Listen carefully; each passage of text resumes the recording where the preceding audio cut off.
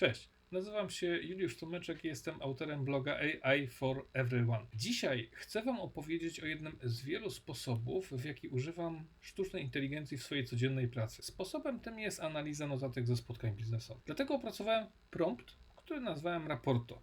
Tylko do czego ten prompt tak naprawdę służy? W swojej pracy zawodowej bardzo dużo czasu poświęcam na tworzenie, analizowanie notatek ze spotkań oraz na wyciąganie wniosków z tego, co zanotowałem. I o ile proces tworzenia notatki bez zgody na nagranie spotkania musi zostać przeprowadzony ręcznie, to już do przygotowania podsumowania z takiej notatki i wsparcia w wyciągnięciu wniosków może nam pomóc sztuczna inteligencja. Testowałem różne podejścia w różnych narzędziach czatu, na różnych modelach językowych i wydaje mi się, że udało mi się stworzyć dość uniwersalny prompt, który może zostać dowolnie rozbudowany w celu wsparcia procesu analizy notatek. Ale czym tak naprawdę jest mój prompt? Mógłbym w tym miejscu użyć słowa asystent lub agent, ale bardziej będzie w tym miejscu pasowało słowo algorytm. Tak więc prompt Raporto jest niczym innym jak instrukcją, algorytmem, który krok po kroku zleca sztucznej inteligencji realizację kolejnych poleceń w celu uzyskania od niej odpowiedzi zawierającej zwięzły raport sporządzony na podstawie dostarczonej notatki. No i tutaj rodzi się też kolejne pytanie, co tak naprawdę robi prompt Raporto? Jakie instrukcje przekazuje do modelu językowego, by w efekcie otrzymać raport, o którym mówię? Przeanalizujmy to razem. Myślę, że najpierw musimy zrozumieć, że ten prompt ma na celu przekształcenie modelu językowego w mojego osobistego asystenta do analizy notatek ze spotkań. Czyli tak, jakbym miał kogoś, kto siedzi ze mną na spotkaniu i pomaga mi zrozumieć, co się działo na spotkaniu. Tak? Takiego asystenta lub może bardziej nawet sekretarza w rozumieniu pełnionej roli, tylko że tym kimś jest sztuczna inteligencja. No dobrze, ale co konkretnie ma robić ten asystent? Pierwsza rzecz to analiza dostarczonych plików, czyli asystent ma przeczytać i przeanalizować treść notatki ze spotkania. Może to być plik tekstowy, plik PDF, a nawet dokument Google Doc, tak? Ok, czyli czytanie i analiza tekstu. Co dalej? No, następnie jest polecenie, które zleca sztucznej inteligencji, tak, czyli temu modelu językowemu, wykorzystanie bazy wiedzy.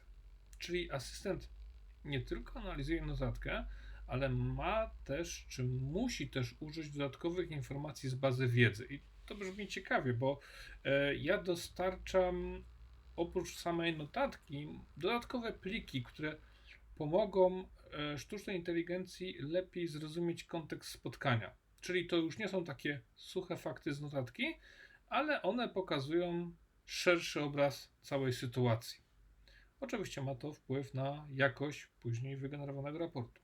No dobrze, ale co z kluczowymi informacjami? Czyli mamy tutaj polecenie, wyodrębnienie kluczowych informacji. Tutaj asystent ma znaleźć najważniejsze tematy, najważniejsze decyzje, zadania do wykonania, osoby odpowiedzialne, terminy, tak? To jest bardzo ważne, bo właśnie o to chodzi w analizie spotkania, żeby wyciągnąć konkrety.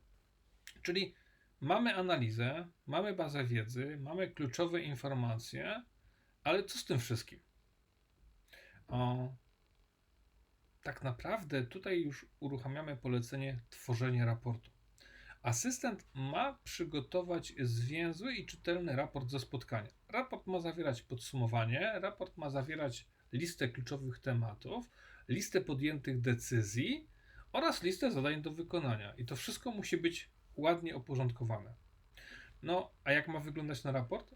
No, w tym celu używam instrukcji formatowanie raportu. Asystent ma sformatować raport w czytelny sposób, używając nagłówków, używając punktatorów, no i odniesień do bazy wiedzy, czyli nie tylko treść, ale też forma jest ważna. No dobrze, ale czy asystent dostosuje się do moich preferencji? Tak. Tutaj mamy polecenie dostosowanie do moich preferencji. Asystent ma się uczyć moich preferencji dotyczących formatu, szczegółowości i innych aspektów. I super, bo każdy z nas ma swoje preferencje, jednakże to polecenie jest troszeczkę nad wyraz, bo Ono nie sprawdzi się we wszystkich dostępnych na rynku rozwiązaniach AI. Ja zastosowałem tą instrukcję z myślą bardziej o dalszej rozbudowie tego narzędzia, ale o tym porozmawiamy kiedy indziej. No dobrze, a co jeśli AI będzie coś niejasne, tak? Mamy tutaj polecenie zadawaj pytania pomocnicze. Asystent ma zadawać pytania, jeśli coś jest dla niego niejasne. Podczas czytania informacji, czy to z notatki, czy to z bazy wiedzy. Czyli nasz asystent nie będzie zgadywał, tylko dopyta. I to jest bardzo ważne, bo ja tutaj tym poleceniem zmniejszam możliwość wystąpienia halucynacji.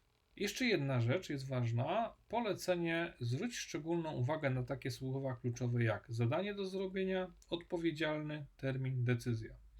Tutaj asystent ma szczególnie zwracać uwagę na te słowa, bo one oznaczają kluczowe momenty spotkania. To są konkretne akcje czy też zobowiązania, które mogą pojawić się w notatce.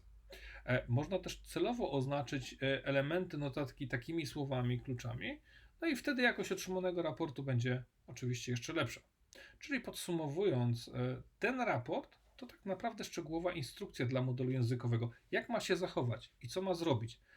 On ma analizować notatki, ma korzystać z bazy wiedzy, ma wyciągać kluczowe informacje i stworzyć czytelny raport. I ma się dostosować do moich preferencji i dopytywać, jeżeli coś dla niego jest niejasne. Ja myślę, że to jest takie naprawdę fajne, kompleksowe podejście do analizy notatek ze spotkań. Zobaczmy zatem, jak zadziała ten prompt.